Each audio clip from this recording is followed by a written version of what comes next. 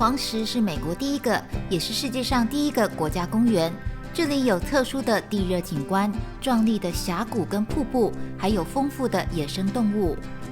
黄石国家公园的景观分布刚好形成一个8字形。原本我们有规划几个要去的景点，却因为天气的缘故，有些景点跟道路都封闭了。所以在我们从大提顿国家公园绕路从黄石西门进入后，首先来到黄石峡谷区。啊，这么大的雪！终于看到了！哇，今天还有雪景，就很漂亮。Artist Point 是黄石峡谷最有名也是最美丽的景点。这里之所以有名，除了可以欣赏到黄石瀑布的壮丽，更是因为一幅画作的缘故。据说当年这里被误认为是画家汤姆斯·莫兰描绘黄石瀑布的地方，所以也被命名为艺术家观测点。但后来被证实，画作其实是创作于另一个地点。原本接下来的景点是要去走一个步道，近距离观看黄石瀑布，却因为积雪太厚，步道关闭了。而这个 Lookout Point 正是刚才提到的画作真正描绘的黄石峡谷北缘所在地。接下来我们要去的景点是在稍微远一点的黄石公园北门口。这个就是罗斯福拱门，也是黄石国家公园的北门。因为当初建造这座拱门的时候，是罗斯福总统放下奠基时，所以后来就用他的名字来命名。另外一边也有他留下来的话，我们走过去看一看。罗斯福总统在1903年公园建设期间前来参观，并为这一座拱门奠基。而拱门落成之后，罗斯福引用国会法案中的10个字，为了大众的利益和乐趣，将其铸刻在拱门之上。罗斯福拱门也因此成为黄石国家公园的重要标志之一。而黄石国家公园也是我们国家公园之行的第13站。耶，打卡黄石公园成功，很艰辛的一次呢。终于到黄石公园啦！黄石国家公园位于蒙大拿州、怀俄明州与爱达荷州的交界处，但96%都分布于怀俄明州境内。公园的面积一共83万公顷，也是世界上面积最大的国家公园。因火山与冰河创造出来的美景，让这里成为自然爱好者的神奇乐园。下一个景点，我们来到了蒙马热泉区。这边就是蒙马地热温泉区，前面这个石柱叫自由帽，因为它长得像法国大革命的时候大家戴的象征自由的帽子，所以才叫自由帽。蒙马热泉区可以分成上下2个部分，这里属于下台地区，有个1.75英里长的木栈板步道，可以慢慢边走边欣赏。上台地区是2.3英里长的环形公路，这天因为积雪未开放汽车通行。蒙马热泉区最大的看点便是石灰岩阶梯式的梯田景色，成因是因为热泉从地下涌出，流经地表后便形成了白色阶梯，颜色则是细菌和藻类交互作用的结果。它有一个 trail 可以走，走上去就是看这些天然形成的石灰岩阶梯，各种各样的颜色，是因为不同细菌的色素沉淀形成的。我现在夕阳要下来了，所以再加上日照就很漂亮，闪闪发光。哇，这一区一望无际，一览无遗耶！我觉得这里好漂亮啊！前面地热温泉还正在冒着烟。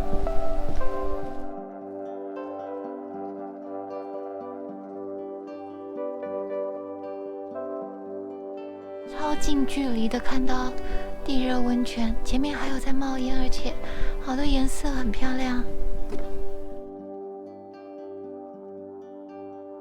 这里的景色真的如同人间仙境，地热冒出来的袅袅炊烟，加上彩绘如画的冲击石阶，若有诗人看到这一幅美景，一定文思泉涌，立马可以写出一首浪漫情诗。只可惜我的才学不好，只能不断在心里惊叹眼前的美好。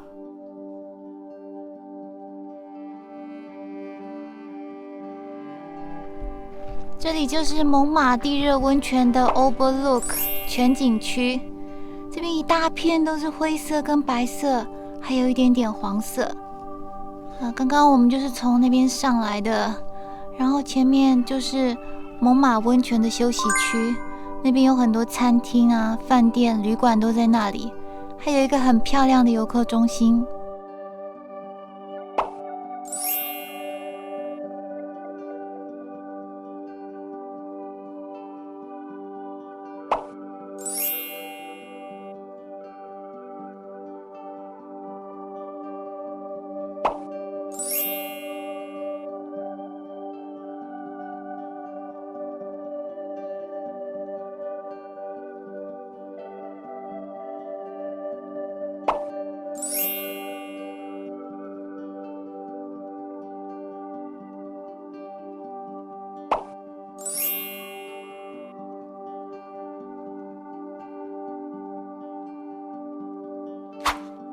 黄石国家公园也以拥有丰富的野生动物著称，在我们准备回西黄石的途中，便看到了美洲野牛、野兔以及骡鹿。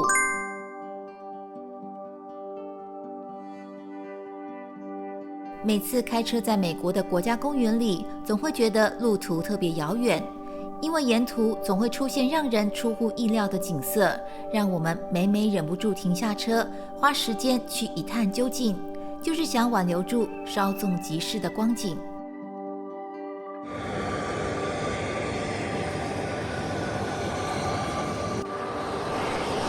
哇，这个叫做绿宝石温泉，它的温度非常高，是黄石最热的温泉。哇，它的平均温度是摄氏91度，已经相当于是煮开的沸水了。哇，它的颜色也很漂亮，所以它才叫绿宝石温泉。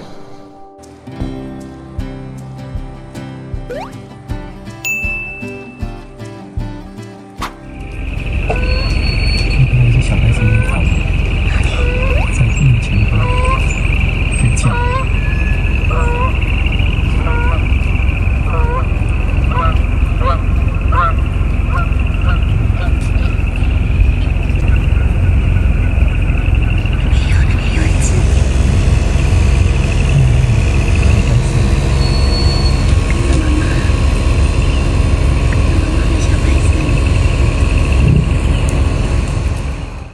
原本以为的好天气，就在我们开往颜料锅喷泉的路上，忽然变了天。黄石公园大雪纷飞。黄石公园第2天的第1站，我们来看颜料锅。然后正在下雪，现在早上7点40分。在下雪，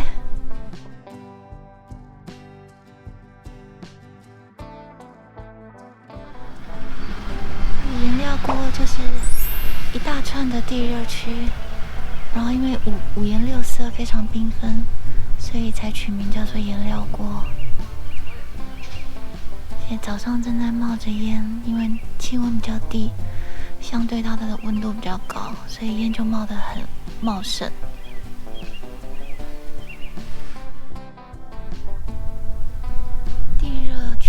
喷发的情形，整个烟雾缭绕，根本看不清楚。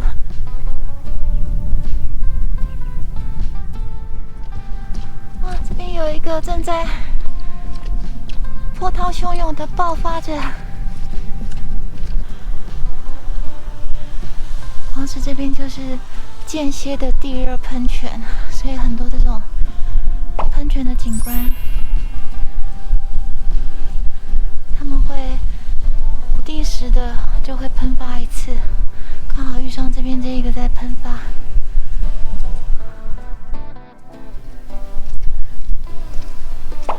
有2个小小的洞，在冒着烟，很可爱，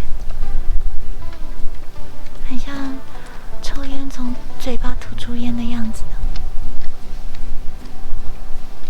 还会听到它咕噜咕噜咕噜在冒烟的声音。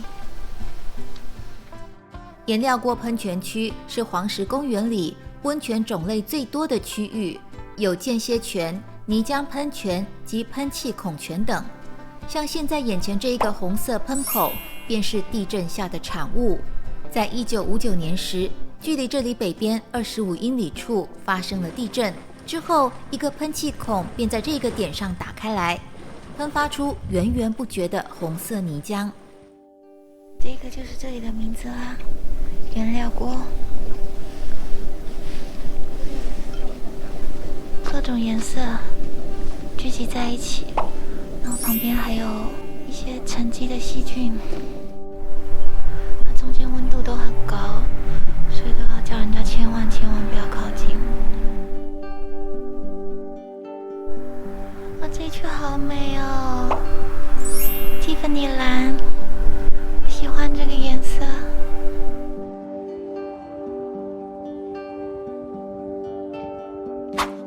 在大雪纷飞中，我们继续出发，前往下一个最期待的景点。我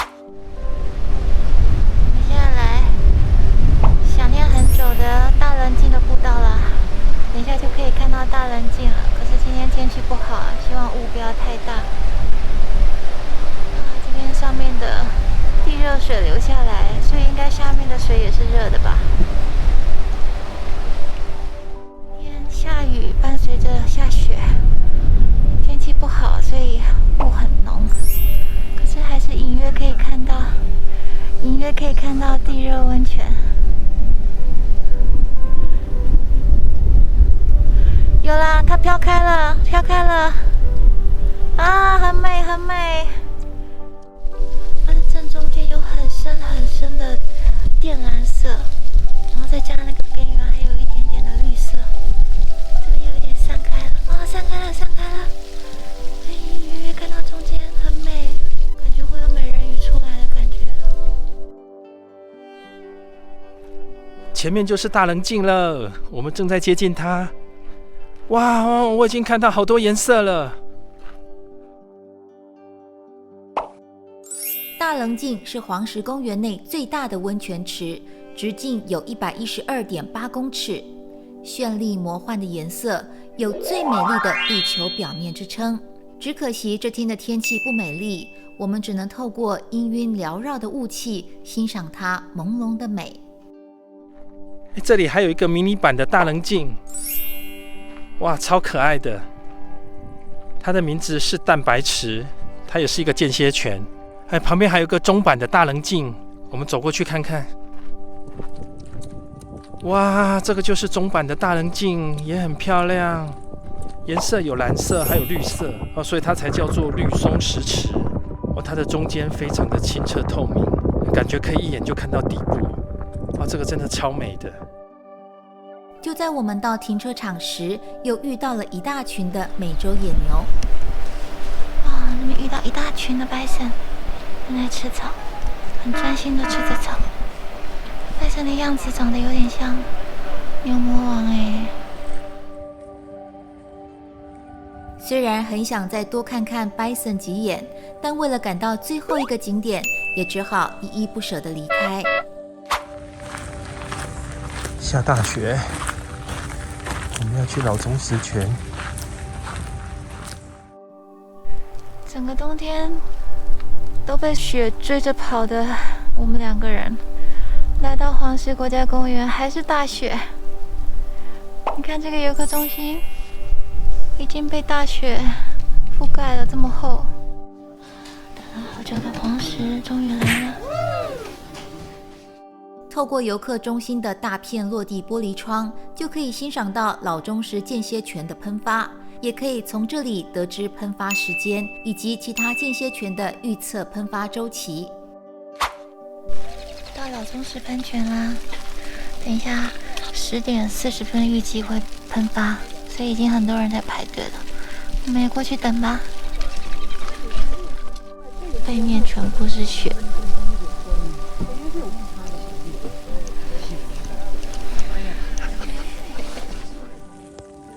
在雨雪交杂的恶劣天气中，老钟石间歇泉的第一次喷发几乎是看不清楚的。哦，准备喷发了。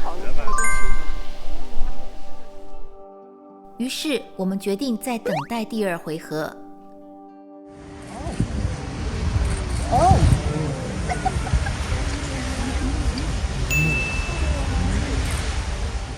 皇天不负苦心人，辛苦等待终究还是值得的。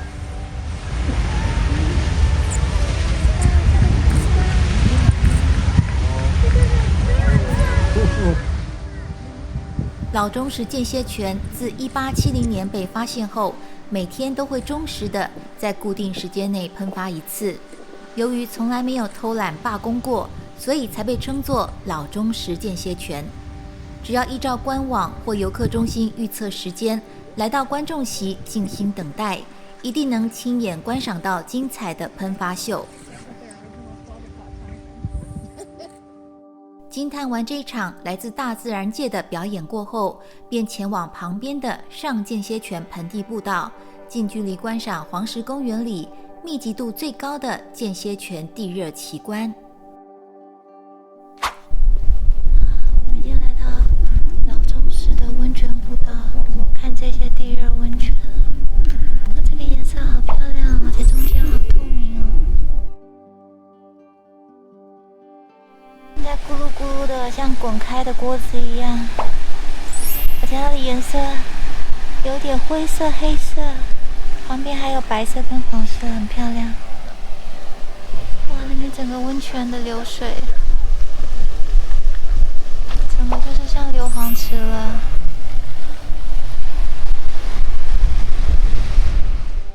那个洞里面不断的冒烟，然后听到啵啵啵啵啵的水声。里面应该滚得很厉害，然后后面的湖边也有好多喷泉哦。这边真的是间歇泉的圣地啊！哇，它很有规律的在呐喊着，哇哇哇哇哇哇哇哇！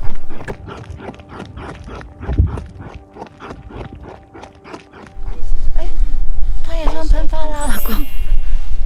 我们这样也算遇到它喷发了吧？哎，真的哎，结束了。哦，这里也有一个深橘色的，哦，这个好特别的颜色哦。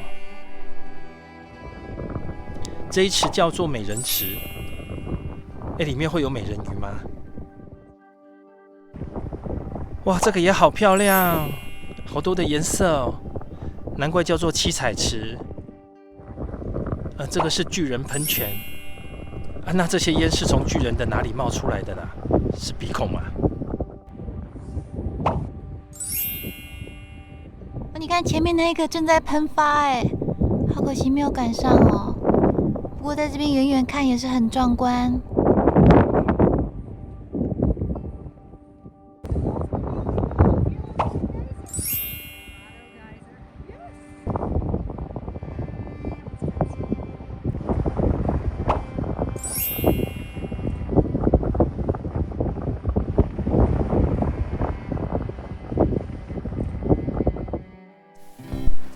牵牛花池啦！啊，真的很美，颜色好漂亮哦。然后天空在下着大雪。哇，大雪里的牵牛花池真的好漂亮。我们走了好远的路，终于看到了，这里可以做一个完美的 ending。